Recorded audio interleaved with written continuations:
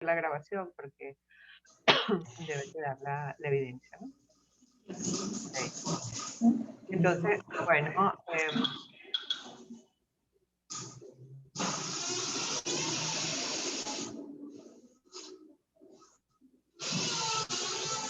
fíjense, cuando nosotros tenemos estos pacientes que ingresan por el área de emergencia o por lo que es consulta, son diferentes tipos de pacientes, pacientes con cáncer, pacientes politraumatizados, pacientes que puedan tener diversas infecciones como por ejemplo VIH, SIDA.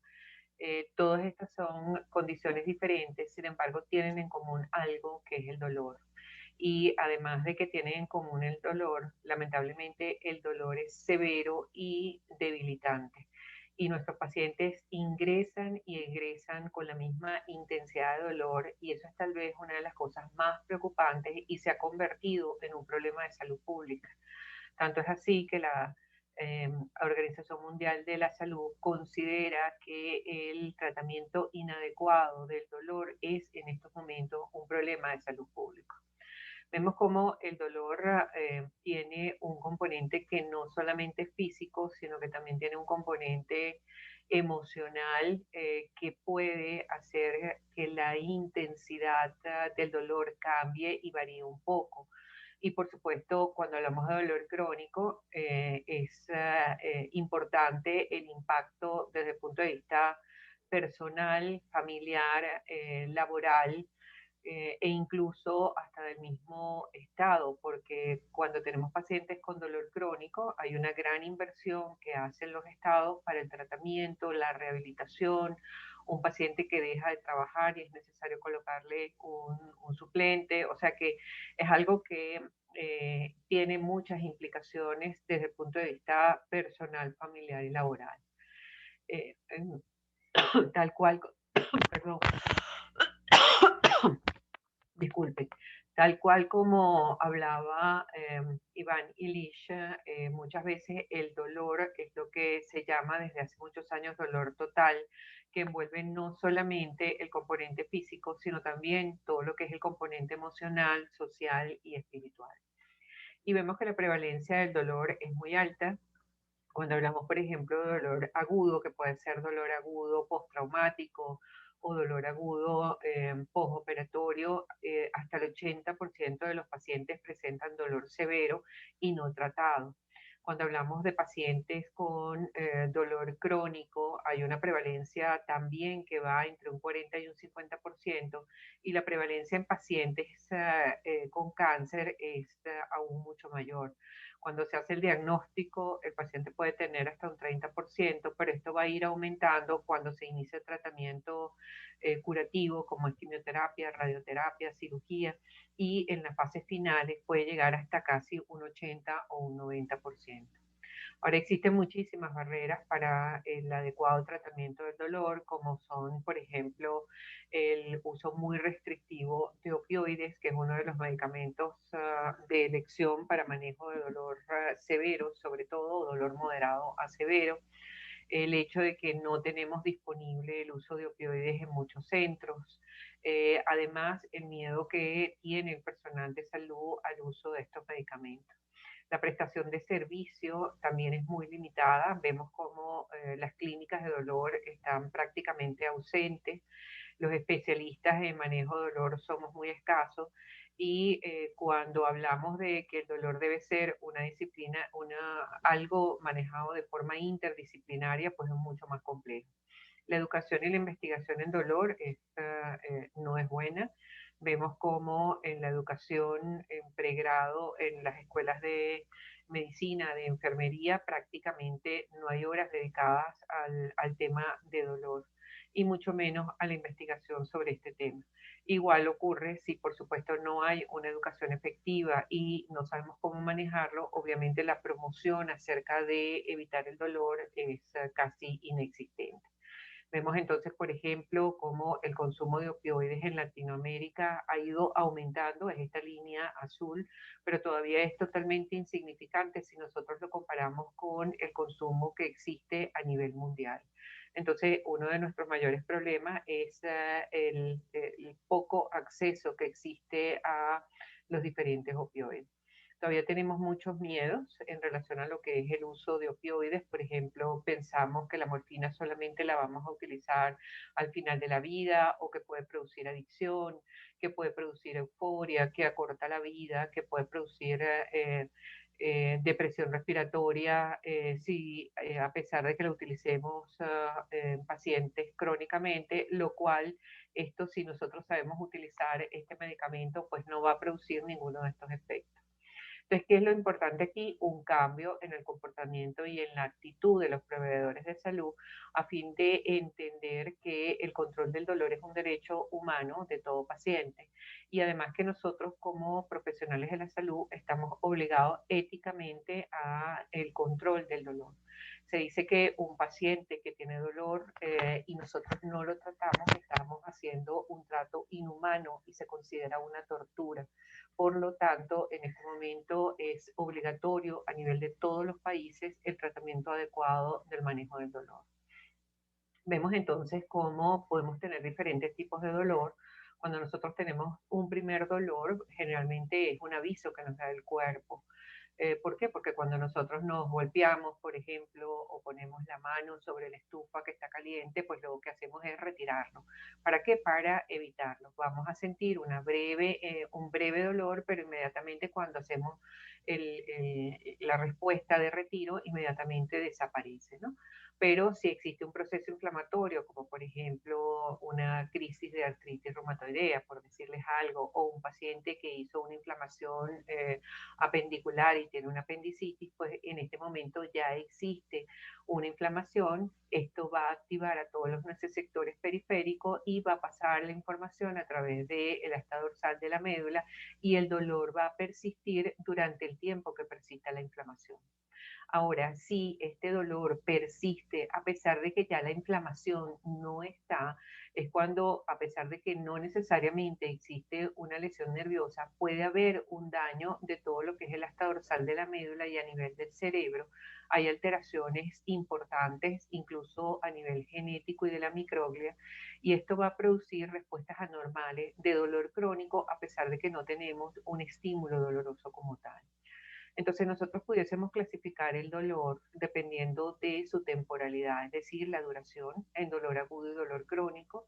Cuando hablamos de dolor crónico es aquel que dura más de 3 meses. Antes la bibliografía nos relataba de más de 6 meses. En la actualidad y nos guiamos por la taxonomía de la Asociación Internacional para el Estudio del Dolor, donde definitivamente por encima de los 3 meses ya hablamos de dolor crónico, o aquel paciente que debería haber desaparecido el dolor porque desapareció la causa y persiste de todas maneras el dolor, también hablamos de dolor crónico aun cuando no hemos cumplido los 3 meses. Por ejemplo, un paciente que tuvo una apendicitis, se hizo la intervención quirúrgica, se resolvió su problema, esto más o menos en un tiempo de 6 a 8 semanas se reparan totalmente los tejidos y debe desaparecer totalmente el dolor a las 6 o 8 semanas. Si persiste, estamos hablando ya de dolor crónico. Y cuando aún a pesar de que no ha cumplido los 3 meses, esto ya debería estar resuelto. Y hablaríamos entonces que el paciente tiene dolor crónico. Entonces, como les decía, al principio el dolor es una alarma, donde simplemente lo que tenemos que hacer es pedir ayuda, retirar la mano, retirar el codo, dependiendo de dónde existe. Cuando hablamos también de dolor agudo, puede ser una causa que nos diga, por ejemplo, una odontalgia, un niño que tiene un dolor, una faringitis, un proceso viral. Esto hace que tenga molestias, dolor lumbar, que alguna vez en la vida todos hemos tenido dolor lumbar, pero al ser agudo rápidamente desaparece. Sí, tenemos dos opciones, que desaparezca de una manera sin necesidad de colocar ningún tipo de tratamiento o puede ser necesario que nosotros acudamos a un médico para definir cuál es la causa productora de dolor. También tenemos el dolor postoperatorio, que evidentemente es el dolor producido por una estimulación nociceptiva de cuando se hace la intervención quirúrgica y hay lesiones de todos los tejidos que se han intervenido. Ahora, hay cosas que son importantes saber en relación a la diferencia entre dolor agudo y dolor crónico. El dolor agudo está muy bien definido, mientras que el dolor crónico, el paciente como que no recuerda exactamente desde cuándo comenzó. La duración en el dolor agudo evidentemente es corta, menos de 3 meses. El dolor crónico es persistente y puede durar incluso toda la vida. El dolor agudo está muy bien localizado. El paciente es capaz de decirnos, me duele el lado derecho de la rodilla. Mientras que el dolor crónico puede ser muy mal localizado porque puede estar distribuido en muchos lugares. Hay una relación causa-efecto, es decir, cuando hay dolor agudo, el paciente sabe que fue por una apendicitis, por una amigdalitis, o sea, hubo una causa productora de este dolor, mientras que en el dolor crónico no. Algo que es bien importante es lo del sistema nervioso autonómico, que hay una hiperactividad en el dolor agudo, cosa que no ocurre en el dolor crónico. ¿Qué quiere decir esto? Un paciente que está politraumatizado es un paciente que puede estar sudoroso, taquicárdico, con hipertensión por dolor agudo, o incluso puede ser hasta un shock neurogénico justamente por dolor agudo severo. En cambio, un paciente con dolor crónico se habitúa, entonces no vamos a tener hipertensión por dolor crónico. Un paciente que tiene dolor crónico y hace hipertensión, tenemos que buscar otra causa productora de la hipertensión, pero no podemos pensar en que su causa es por dolor, a menos que sea un paciente que tiene dolor crónico totalmente controlado y hace una crisis dentro de su propia enfermedad. Un caso común de esto es, por ejemplo, los pacientes con artritis reumatoidea. Son pacientes que normalmente tienen dolor crónico, pero es un dolor crónico que ellos lo mantienen entre un 2, un 3. Si ellos hacen una crisis inflamatoria, pueden tener una crisis de dolor severo que se considera como una reagudización del dolor, y en este momento sí pudiese tener hiperactividad del sistema nervioso autonómico. Y lo otro que es importante son las alteraciones desde el punto de vista psicológico. Cuando hablamos de dolor agudo, hay mucho de ansiedad. ¿Qué es lo que tengo? ¿Qué me estará pasando? ¿Cuánto tiempo durará? Mientras que cuando hablamos de dolor crónico, estamos hablando de depresión. Es un paciente que ha perdido su rol a nivel de familia, su rol en el trabajo, perdió el trabajo, no puede hacer nada, todo le produce dolor. Entonces, esto va con el tiempo a producir depresión. Entonces, cuando hablamos de dolor crónico, tenemos que entender que es un modelo biopsicosocial donde hay aspectos físicos, aspectos psicológicos y sociales que nosotros debemos evaluar para determinar exactamente qué es lo que está ocurriendo y cuál es el impacto en cada uno de ellos. Es por esto que la Organización Mundial de la Salud y la Asociación Internacional para el Estudio del Dolor en el año 2019 publicó una nueva clasificación de dolor crónico, y además lo incluyó dentro del sistema de clasificación de enfermedades internacionales. Por lo tanto, a partir del CIE-11, que todavía no lo tenemos en Ecuador, vamos a tener esta clasificación del dolor, y que tiene en cuenta no solamente la intensidad del dolor, es decir, no solamente el dolor si es leve, moderado o severo, sino saber si este dolor está produciendo discapacidad, si hay angustia relacionada con el dolor y si hay factores psicosociales que contribuyan a esta experiencia de dolor. ¿Por qué se hace esta nueva clasificación y por qué el interés de la Organización Mundial de la Salud y la Asociación Internacional para el Estudio del Dolor hacer estas modificaciones? Primero, porque de esta manera se ve la importancia del tratamiento desde el punto de vista como un equipo interdisciplinario. Es decir, tiene que estar el médico con conocimientos en el área de dolor, o el especialista en dolor, dependiendo de la gravedad del caso. Tiene que existir un fisioterapeuta o un fisiatra que evalúe la discapacidad que tiene este paciente y sea referido a fisioterapia, para que sea el fisioterapeuta el que haga la rehabilitación para controlar y mejorar la discapacidad. Y tiene que estar, además de esto, obligatoriamente un psicólogo.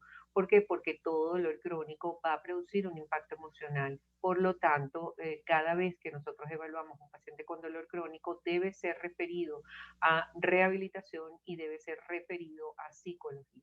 ¿Para qué? Para poder manejar de la mejor manera este caso. En algunos pacientes hay también un impacto desde el punto de vista psicosocial, por lo que también debe ser referido a trabajo social. Esto por una parte en relación a la parte multimodal. Por otra parte, hace que el Estado entienda que es necesario, como toda enfermedad, tener un presupuesto para el tratamiento de una enfermedad. ¿Por qué? Porque además de esto clasifican el dolor crónico en dolor primario y dolor secundario, entendiendo el dolor primario como una enfermedad y el dolor secundario como un síntoma secundario a una enfermedad productora. ¿Ok?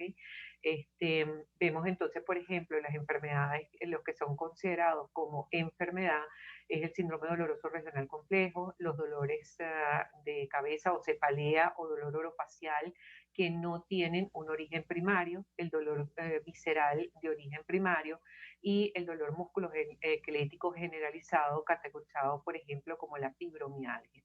La fibromialgia es una entidad que todavía no estaba en el CIE-10, sin embargo, en este momento está clasificada como una enfermedad y no solamente como dolor crónico. Ahora tenemos lo que es el dolor secundario dentro del dolor crónico, que es el producido por una enfermedad. Por ejemplo, aquellos pacientes que tienen dolor por cáncer van a tener también, que tienen cáncer, van a tener dolor. Este sí es un síntoma secundario a una enfermedad. Ahora, si por ejemplo el cáncer se controla y se cura y el paciente queda con dolor crónico, él pasaría entonces a formar parte de este dolor crónico primario y se convierte en una enfermedad. Igual ocurre, por ejemplo, con los pacientes con artritis reumatoidea.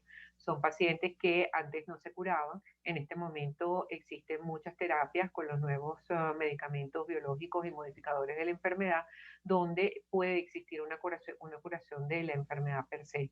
Por lo tanto, cuando se cure la enfermedad, el paciente, si persiste con el dolor, va a aparecer como un dolor primario y ya como una enfermedad.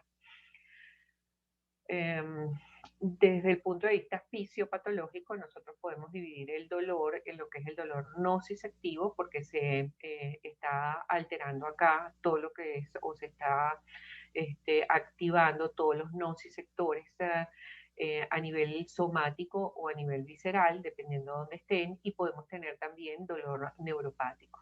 Cuando hablamos de dolor nociceptivo, es aquel dolor donde existe un daño, existe generalmente un proceso inflamatorio, hay alteraciones de los nociceptores, un dolor que está bien localizado y el paciente lo refiere más bien como un dolor continuo, muy bien localizado, sordo, profundo.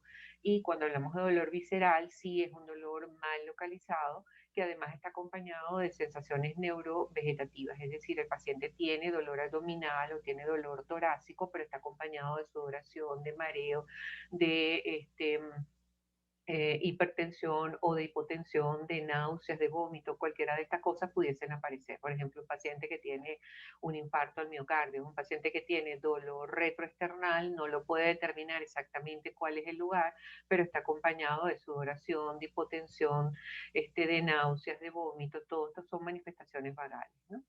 Y generalmente tienen una buena respuesta analgésica. Todo lo contrario ocurre con el dolor neuropático, donde lo que hay es una lesión o enfermedad en todo el sistema somatosensorial, es decir, hay un daño de la raíz nerviosa o hay un daño a nivel del sistema nervioso central porque existió una ACV, hay algunas enfermedades como por ejemplo el Parkinson, que pueden ser muy productoras de dolor, la diabetes, donde hay una enfermedad que afecta el sistema somatosensorial y que hay lesiones nerviosas. Entonces a esto se le llama el dolor neuropático. Ahora, para nosotros poder decir que hay dolor neuropático, primero tenemos que saber, sobre todo cuando es un dolor neuropático periférico, primero que hay una lesión que tiene un recorrido neuroanatómico y ahí pudiésemos decir que es un posible dolor neuropático, pero además puede tener signos positivos o negativos, es decir, que tenga hiperalgesia, que tenga alodinia, sensación de hipoestesia en un área de mucho dolor, y ahí entonces pudiésemos decir que el dolor neuropático neuropático es probable o si es definitivo, porque además tenemos test diagnósticos, como por ejemplo que pueda confirmarme la lesión. Un paciente que tiene, por ejemplo, una hernia discal, se le hace una resonancia y evidentemente que tiene una clínica de dolor neuropático y se le hace una resonancia y conseguimos una hernia discal, pues definitivamente diremos que el paciente tiene dolor neuropático por una causa bien determinada, que es la hernia discal.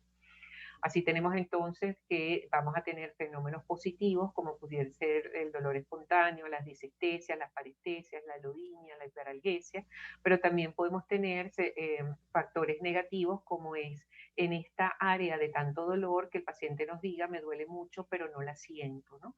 Y es por ejemplo lo que ocurre en los pacientes con diabetes mellitus, que son pacientes que tienen hipoestesia o incluso anestesia en una zona determinada donde hay muchísimo dolor.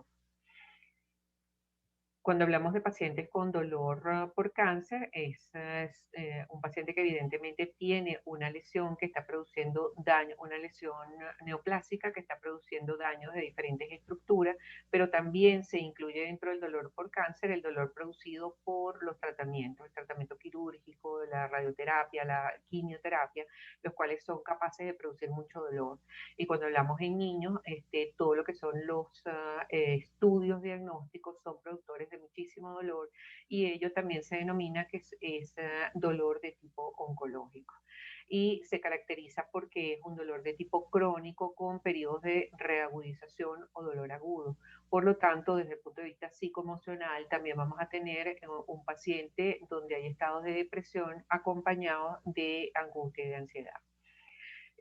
Además de esto, afortunadamente, pues tenemos un aumento de la cantidad de terapias que han mejorado la supervivencia de los pacientes con cáncer, pero también se ha visto que ha habido un aumento del dolor crónico y vemos como el 40% de los sobrevivientes tienen dolor crónico y este dolor crónico ya se convierte en una enfermedad. Y lamentablemente de este 40%, más del 50% tienen dolor severo. O sea que es un grupo de pacientes muy grande que tenemos que tratar adecuadamente. También tenemos, dependiendo del curso, pues vamos a tener pacientes que tienen dolor continuo, es un dolor que va todo el día, ellos refieren dolor en el día, en la noche, todo el tiempo.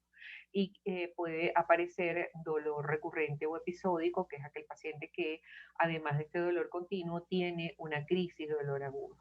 Esto se ve mucho en pacientes con cáncer, sobre todo en pacientes que tienen, por ejemplo, fracturas o metástasis óseas, donde cuando ellos se mueven hay muchísimo dolor. Cuando tienen una fractura costal, entonces esto pudiese ser un dolor prevenible porque ya sabemos cuál es la causa y qué pudiésemos hacer al respecto, pero por ejemplo cuando ellos tienen una fractura costal y bueno, esto puede ocurrir en pacientes con cáncer como pacientes adultos mayores con osteoporosis, que cuando estornudan o cuando tosen, eso nosotros no sabemos que va a producir dolor, pero no sabemos cuándo va a estornudar o cuándo va a toser, lo cual no es tan fácil manejarlo.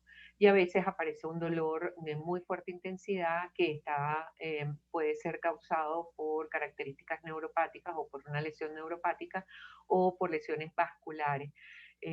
Lo cual también es muy difícil el tratamiento porque no se sabe exactamente cuándo viene la crisis de dolor.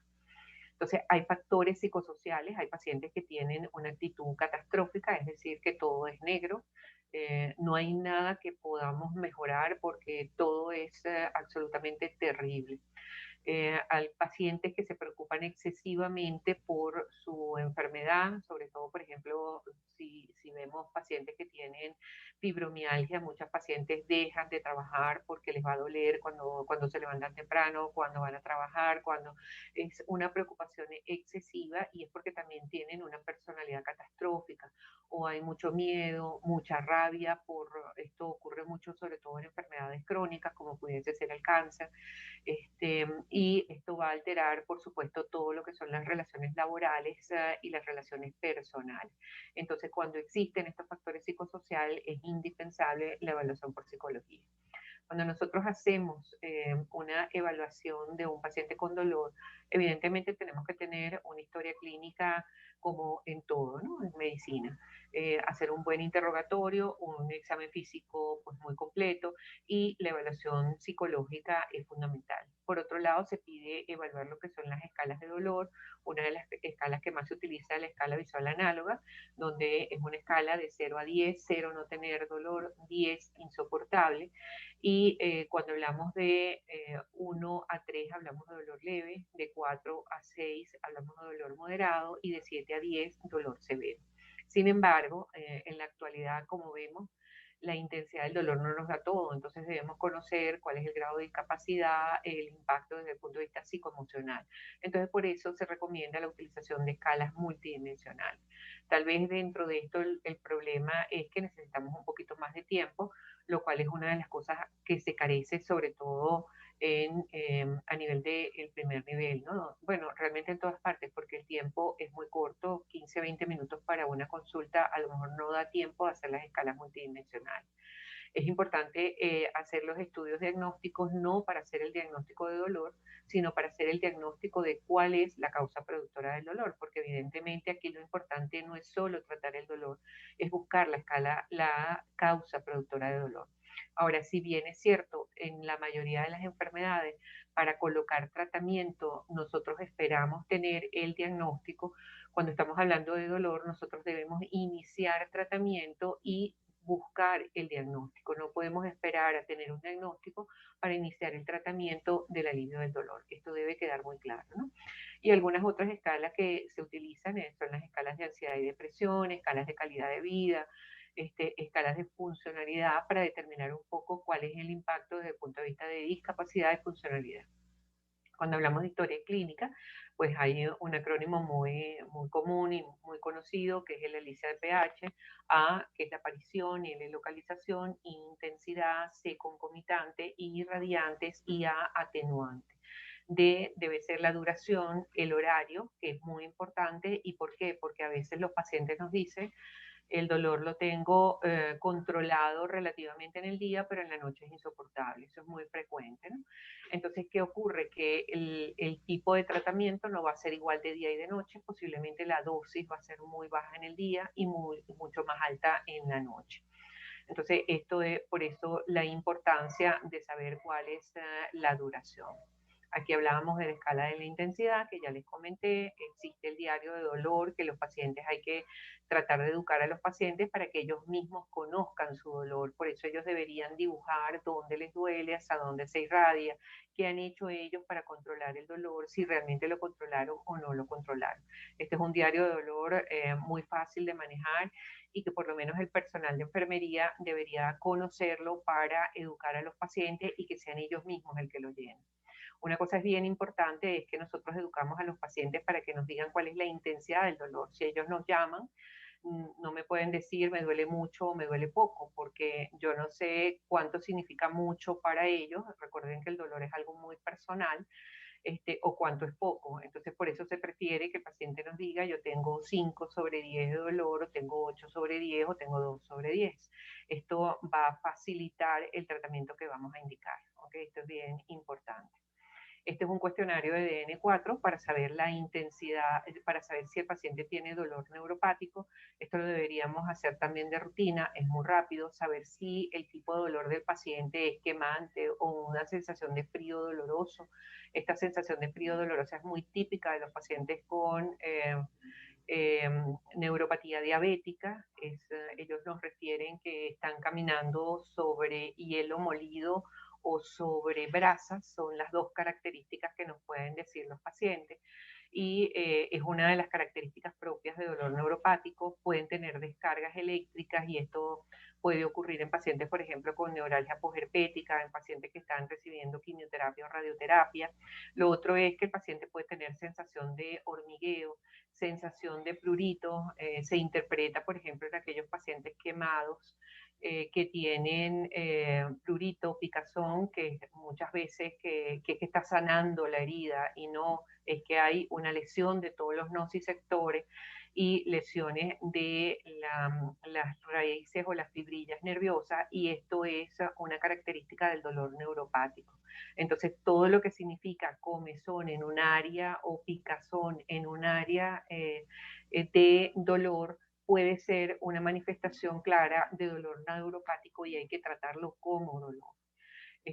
Lo otro es la hipoestesia al tacto o con los pinchazos y la sensación de cepillado toque de algodón que produce el dolor, y esto vendría siendo la alodina.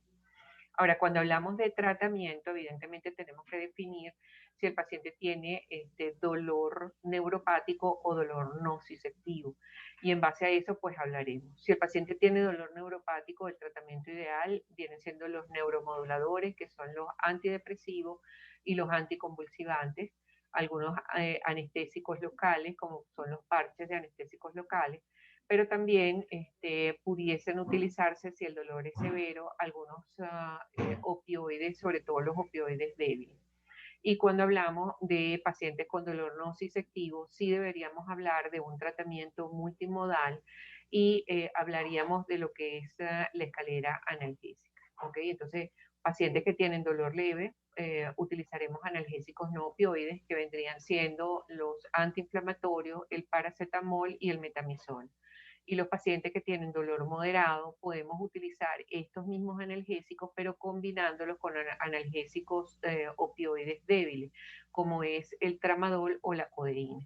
Y cuando tenemos pacientes con dolor severo, deberíamos utilizar opioides potentes como es la morfina, la oxicodona, la buprenorfina, combinados con los analgésicos no opioides. Si el paciente tiene dolor neuropático, pues podemos utilizar lo que les decía, los antidepresivos, los anticonvulsivantes, que son los medicamentos de elección para esto. Entonces, cuando hablamos de medicamentos antiinflamatorios, estamos los clásicos, ¿no? El diclofenaco, el ibuprofeno, el ketorolaco, todos estos son medicamentos que tienen actividad antiinflamatoria, analgésica y antipirética, que es importante saber que tienen un efecto techo, es decir, que tienen una dosis máxima de acción, que no debemos combinarlos entre sí, es decir, yo no puedo combinar un ibuprofeno con un diclofenaco. Pero lo otro es importante conocer que nosotros debemos saber que existen efectos secundarios importantes o efectos adversos, como son los efectos a nivel gastrointestinal, a nivel hepático, a nivel renal y a nivel cardiovascular. Entonces, esto es muy importante conocerlo, ¿no? En relación a lo que es el paracetamol, antes pensábamos que el paracetamol era muy inocuo. Esto es un medicamento que no se considera un antiinflamatorio no esteroideo porque él no tiene propiedades antiinflamatorias, él es solamente analgésico y antipirético. Pero se pensaba que su problema mayor era hepático. Hoy se sabe que hay un gran porcentaje de pacientes que tienen eventos cardiovasculares por el uso crónico e indebido del paracetamol. El problema es que el paracetamol es un medicamento OTS, es decir, de venta libre, y está combinado con muchas cosas. Entonces nosotros como médicos podemos indicarlo para el dolor de una artrosis, por ejemplo, pero vino la vecina y le dijo, tiene dolor de cabeza, tómate este paracetamol. Y tiene un síndrome viral y va al farmacéutico y le da un antigripal que también tiene paracetamol. Entonces es una combinación, un aumento de dosis para un paciente determinado, lo cual esto hace que tengamos más complicaciones. Vemos entonces que dentro de los AINES el que tiene menor gastrolesividad es el ibuprofeno, después le sigue el diclofenaco, luego el naproxeno y por último el ketoprofeno y el piroxicam son los que más alta gastrolesividad tienen. Cuando hablamos de factores de riesgo utilizando los antiinflamatorios no esteroideos, vemos que hay pacientes que tienen un alto factor de riesgo, como por ejemplo los que tienen Helicobacter pylori, los que tienen enfermedad cardiovascular, los que usan anticoagulantes y los que tienen más de 60 años o una úlcera péptica. Las lesiones renales, obviamente, pacientes que tienen insuficiencia renal está contraindicado, pacientes adultos mayores con un borderline de la funcionalismo renal están contraindicados porque con bajas dosis en pacientes renales y ellos que ya per se son pacientes deshidratados, pues rápidamente se puede hacer una insuficiencia renal producto de los antiinflamatorios no esteroideos. que es importante también conocer que antes pensábamos que los COX-2 eran la panacea y que podíamos utilizarlos tranquilamente. Hoy nos damos cuenta que tienen restricciones importantes, sobre todo en aquellos pacientes que tienen enfermedad cerebrovascular, que tienen enfermedad arterial periférica y en aquellos pacientes que han tenido isquemia coronaria. Están contraindicados y tienen un warning donde no deben ser utilizados. Y lo que se recomienda es utilizar por el tiempo más corto a la dosis más baja. Cuando hablamos de opioides, ¿qué es lo que hacen los opioides? Modulan la inhibición de la sensación nociceptiva, es de la sensación, es decir, de la sensación dolorosa, ¿ok? Y por supuesto, reducen el dolor. Nosotros vamos a tener opioides débiles. Dentro de los más conocidos tenemos la codeína. La codeína tiene el problema de que en América Latina nosotros tenemos alteraciones a nivel hepática en relación a lo que son los citocromos y esto hace que tengamos pacientes que son pobres metabolizadores o rápidos metabolizadores. ¿Qué significa eso? Que con una dosis muy baja el paciente puede tener efectos secundarios muy graves, o hay pacientes que le damos una dosis muy alta y el paciente no tiene ningún tipo de alivio. El otro problema que tenemos con la codeína es que la codeína no actúa per se como codeína, sino que ella se tiene que transformar como morfina. Por lo tanto, ella va a tener los efectos secundarios propios de la morfina más que en la codeína como tal. ¿Cuáles son? Básicamente es un medicamento que produce mucha emesis, que produce gran estreñimiento, por lo tanto tenemos que tener mucho cuidado en los adultos mayores. Y también puede producir depresión respiratoria, sobre todo en los niños, razón por la cual está totalmente contraindicada en niños por la IPDA. Entonces aquí tenemos que tener cuidado. Cuando hablamos del tramadol, este es un medicamento que es totalmente diferente, es lo que se llama un opioide atípico, tiene un doble mecanismo de acción, lo cual hace que sea excelente para el control del dolor no neuropático y del control del dolor nociceptivo. O sea que lo podemos utilizar tanto en un paciente con un proceso inflamatorio de dolor agudo, como en un paciente con una neuropatía diabética, con una neuralgia posherpética, pero por supuesto tiene efectos secundarios como todos los medicamentos.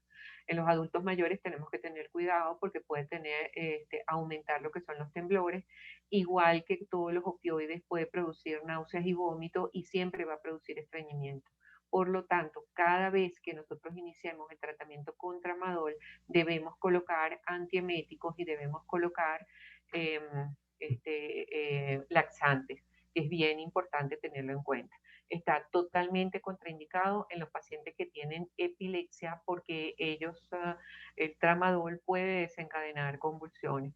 Y hay algunas interacciones, como por ejemplo con fluoxetina, en general con antidepresivos, sobre todo antidepresivos tricíclicos, tenemos que tener cuidado porque tiene el mismo mecanismo de acción que un antidepresivo tricíclico. Pero es un excelente medicamento, sobre todo porque viene en todas las presentaciones posibles, es decir, viene en gota, viene en ampollas, viene en tabletas, lo cual hace que sea muy versátil.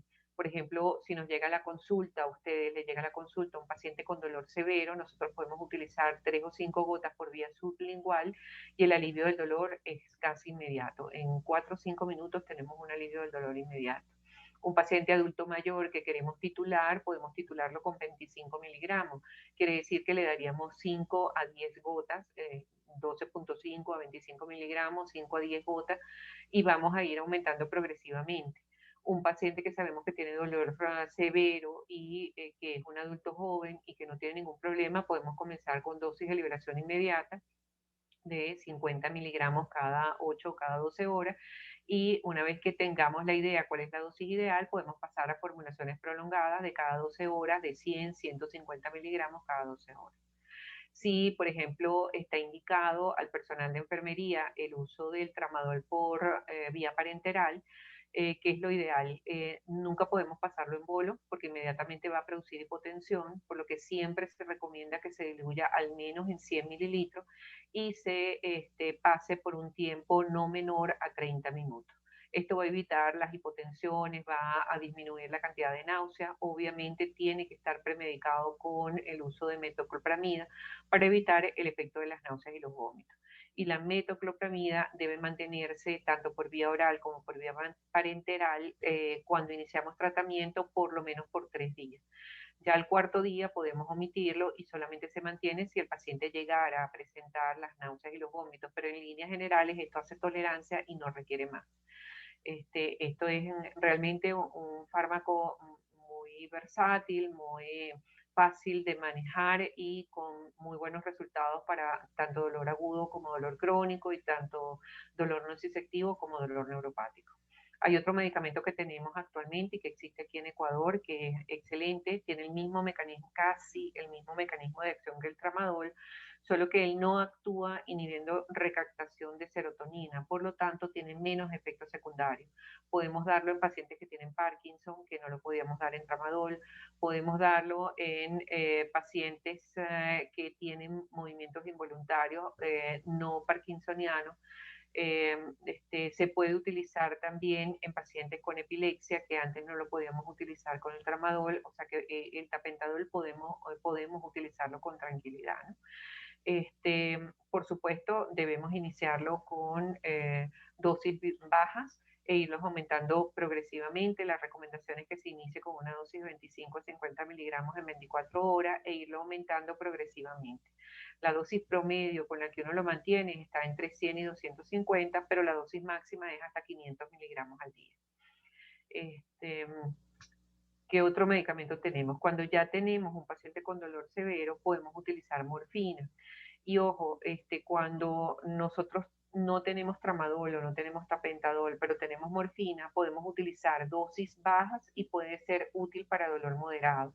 Tanto es así que la Organización Mundial de la Salud quería eliminar el segundo escalón, es decir, eliminar lo que es el tramadol y la codeína, pero no se hizo porque era necesario mantener algo acá en Latinoamérica. En Latinoamérica tenemos muchos problemas para la adquisición de la morfina y si eliminábamos el tramadol, pues era difícil entonces conseguir manejar el dolor adecuadamente. Entonces, en aquellos pacientes que tenemos la disponibilidad de la morfina, igual podemos utilizarla tanto por vía oral como por vía parenteral, que es importante saber.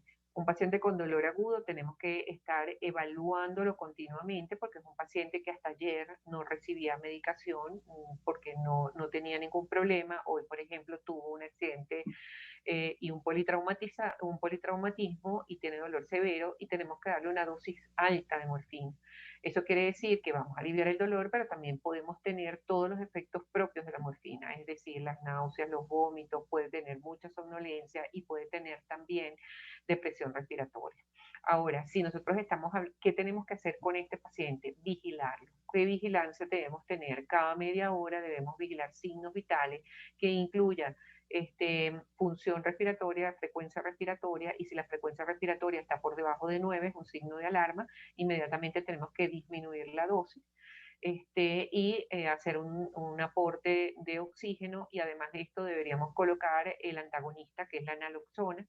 Diluimos una ampolla en 4 cc y vamos pasando lentamente hasta que el paciente disminuya la depresión respiratoria.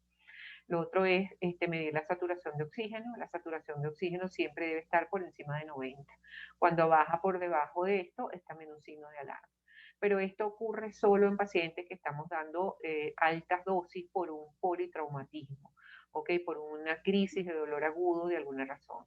Aquellos pacientes que nosotros estamos manejando con dolor crónico, estos efectos secundarios no se ven.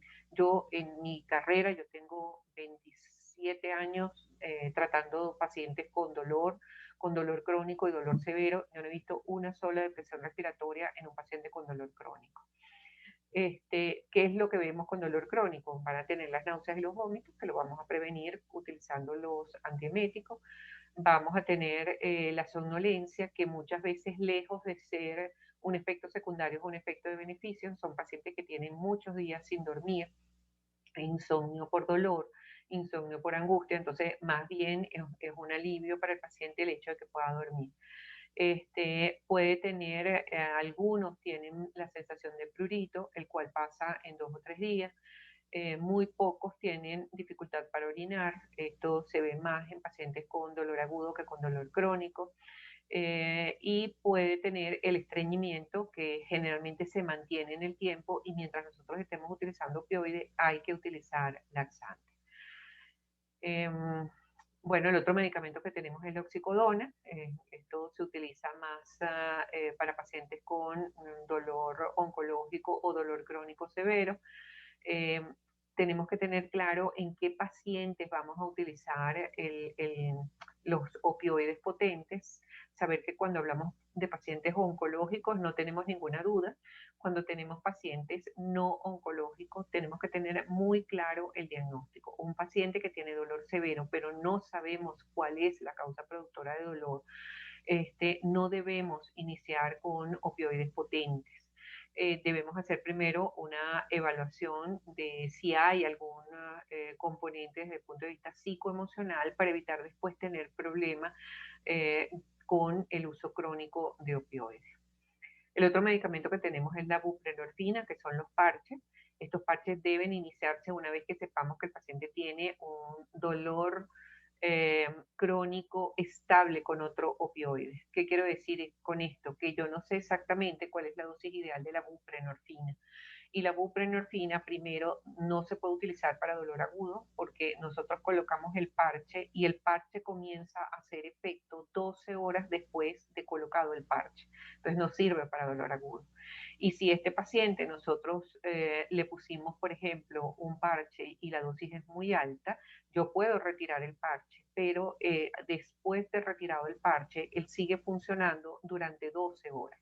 Es decir, que voy a tener efectos secundarios 12 horas después de haber retirado el parche. Entonces, lo ideal es que nosotros tengamos una idea, que comencemos utilizando, por ejemplo, morfina, utilizando oxicodona, y una vez que tengamos el paciente estable ya de dolor, pasemos al parche de buprenorfina.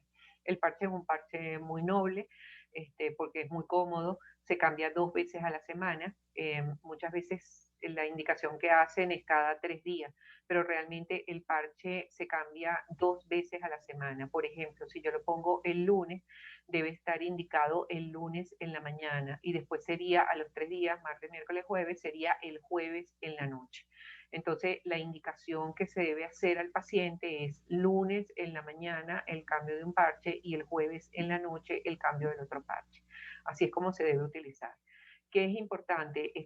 Esto no es un opioide puro, la buprenorfina es un opioide agonista parcial, lo cual le da el beneficio de que él es antagonista de los receptores kappa y por lo tanto tiene menor posibilidad de depresión respiratoria. Y es uno de los opioides que podemos utilizar en los adultos mayores. ¿Por qué? Porque ellos son mucho más sensibles al uso de opioides y este es uno de los beneficios. Lo otro es que el resto de los opioides puede tener una actividad inmunosupresora, en cambio la buprenorfina no tiene actividad inmunosupresora. Y lo otro es que esto no se elimina por vía renal, lo cual en pacientes con insuficiencia renal el opioide ideal es la buprenorfina. ¿Okay? Los pacientes con insuficiencia renal tienen muchísimas causas de dolor. Una de las causas es la acumulación de las toxinas a nivel de la parte nerviosa, de las raíces nerviosas, y esto produce dolor neuropático severo, pero severo, severo. La otra es la osteocalcinosis, lo cual también produce dolor severo. Y muchas veces pues hay mucho miedo en iniciar algún tipo de opioide. El opioide ideal es la buprenorfina. Podemos iniciar con dosis bajas, un cuarto de parche, la mitad de un parche, y la verdad es que el alivio es impresionante con muy pocos efectos secundarios. Bueno, ya los efectos secundarios ya los conversamos.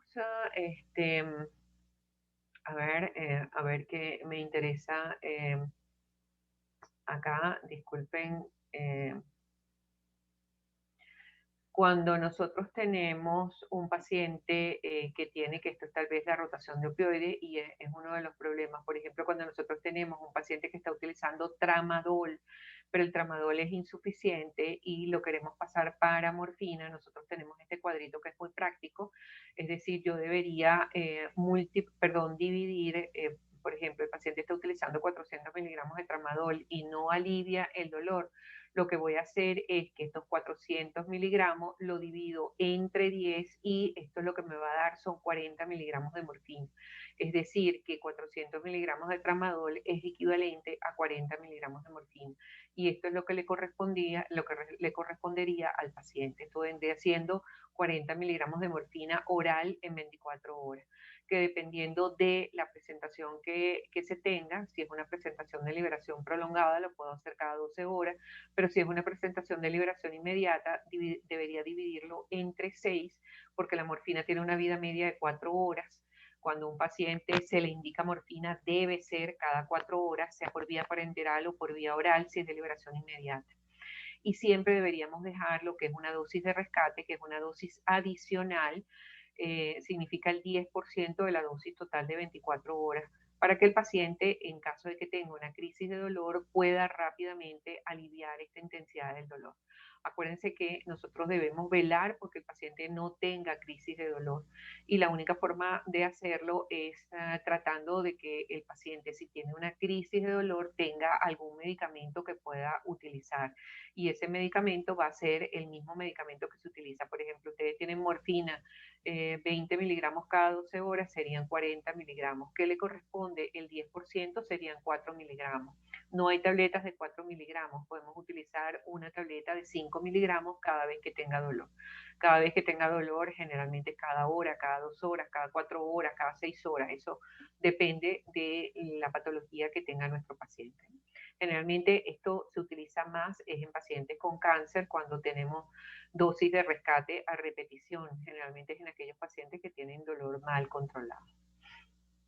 Bueno, esto era lo que yo quería comentarles y este cuadro ya es la última diapositiva, pero es que me parece fundamental. Cuando nosotros tenemos pacientes con dolor crónico no oncológico, tenemos que saber dónde podemos utilizar opioides y dónde no. Esto es una guía que realizó la Sociedad Canadiense de Medicina Familiar.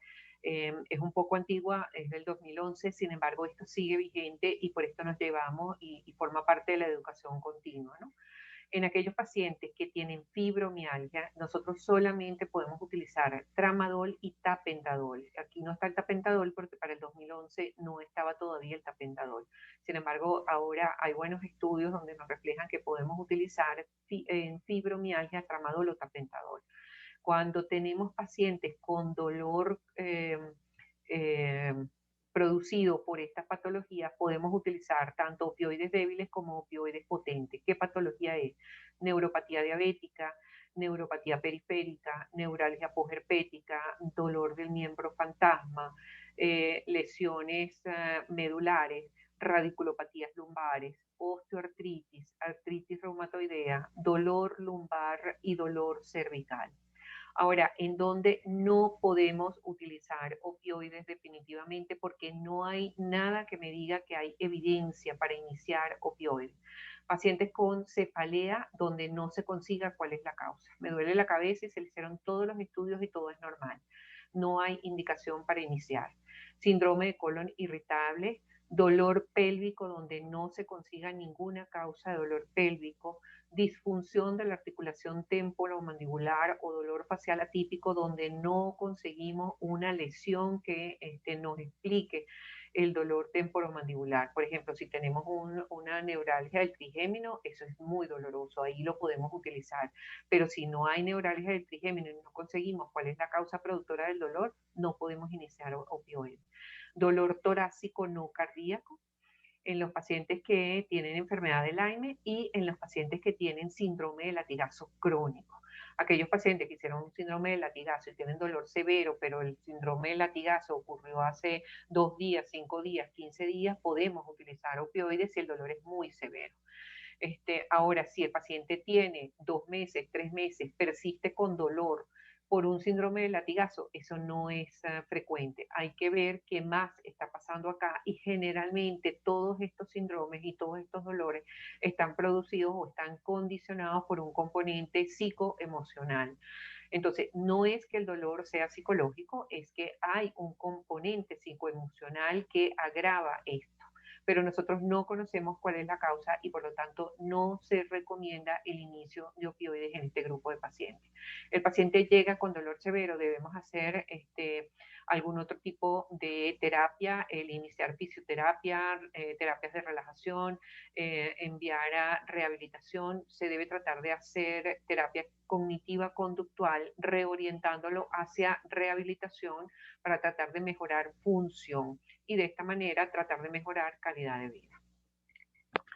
Bueno, esto era un poco lo que les quería dejar. El tema de dolor es muy amplio, estaríamos aquí mucho tiempo, pero creo que son como los conceptos básicos para manejo de dolor.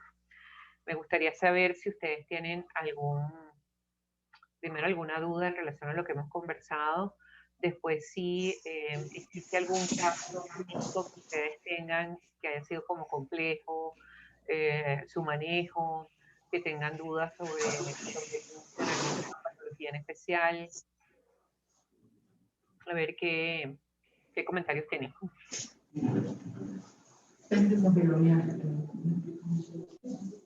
¿Cómo está, doctora? Buenos días. Buenas tardes. El manejo del dolor en pacientes con fibromialgia a veces es un poco complejo, que a veces encontramos. ¿Cuál sería el esquema a seguir en fibromialgia? Las pautas, los pasos a seguir, o un algoritmo que nos permita ver cuándo aumentamos dosis, qué tiempo monitoreamos. En efecto, la fibromialgia es realmente un problema y tanto es así que ahorita es considerado como una enfermedad, pero debe ser considerado como una enfermedad que debe ser tratado por un equipo multi e interdisciplinario. ¿Por qué? Porque hay un componente de dolor físico, pero el dolor no es un dolor de origen muscular, es un dolor por alteraciones de neurotransmisores en el sistema nervioso central. Pero además de esto tiene un componente emocional muy importante. Por lo tanto, debe existir también la parte de rehabilitación y debe existir la parte de psicología. Entonces, ¿con qué deberíamos iniciar? Deberíamos iniciar con neuromoduladores que pudiesen estar entre la gabapentina o pregabalina, que son los que menos efectos secundarios tienen. Realmente a mí me gusta más la pregabalina porque tiene menos efectos secundarios y es mucho más potente, 6 veces más potente que la gabapentina. A veces queremos iniciar y mantener a un paciente con 300 miligramos y tenemos que conocer que la dosis mínima efectiva de la gabapentina son 1200 miligramos. Pero para yo poder llegar a 1200 miligramos, debo tener por lo menos unas 4 semanas, ir aumentando progresivamente, porque uno debe iniciar con 300 miligramos y aumentar 300 a 400 una vez a la semana. Entonces esto hace que la dosis efectiva sea muy lenta. El otro medicamento, dependiendo del componente de la fibromialgia que tengamos, que podemos utilizar y que está aprobado, es la duloxetina. La duloxetina, que es un antidepresivo, pero que tiene una indicación específica para fibromialgia. ¿Por qué? Porque controla dolor neuropático, pero también controla la parte de ansiedad y depresión que muchas veces tienen los pacientes con fibromialgia. Por otro lado, hay una relación importante entre lo que es la fibromialgia y la obesidad. Por lo tanto, debería haber una interconsulta con nutrición, tratar de poner algún régimen para tratar de disminuir de peso. Se ha visto incluso estudios muy nuevos y yo lo estoy utilizando con muy buenos resultados, que es el iniciar con metformina, porque la metformina se ha visto que mejora no solamente lo que es la resistencia a la insulina, sino que también mejora el dolor en las pacientes obesas con fibromialgia, porque hay una relación, la obesidad es considerada en este momento una enfermedad inflamatoria, y como enfermedad inflamatoria, pues podemos utilizarla metformina. Incluso cuando a veces el paciente tiene mucho dolor, entonces tenemos que iniciar con un analgésico. No se ha visto ninguna evidencia de mejoría utilizando ni antiinflamatorios ni relajantes musculares, porque el dolor, a pesar de que el paciente lo refiere periférico, el dolor no es de origen periférico, sino de origen central. Entonces, en este caso, pudiésemos utilizar el tramadol o el tapentadol. Pero, ¿qué se busca iniciando tramadol o tapentadol? Que el dolor baje rápidamente para que el paciente tenga capacidad de iniciar la rehabilitación.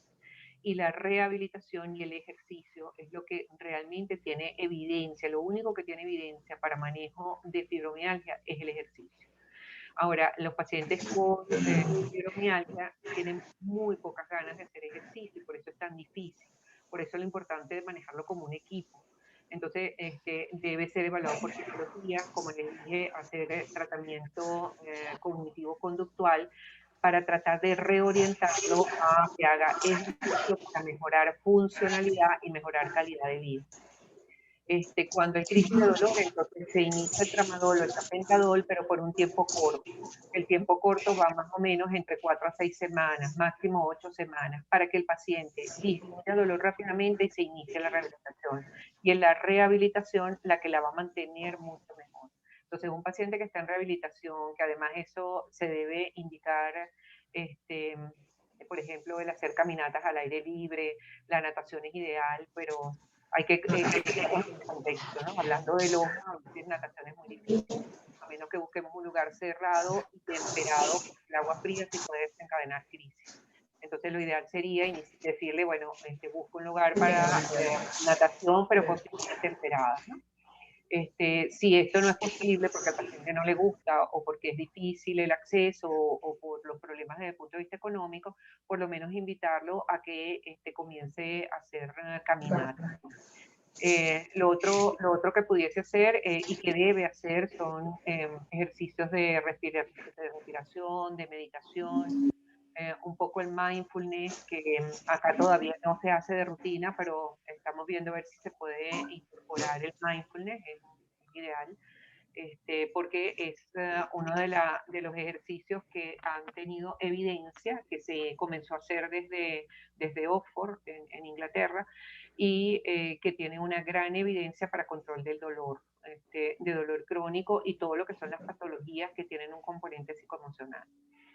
Entonces, bueno, esto debería ser, no es solamente el iniciar con tramadol, es hacer un tratamiento multidisciplinario para que tengamos mayor efectividad. Yo le decía al otro grupo donde hicimos también una reunión que lo ideal sería que se pudiese plantear en algún momento hacer clínicas de pacientes con fibromialgia, porque aquí, por lo menos en Loja, hay muchos pacientes con fibromialgia y esto es un problema.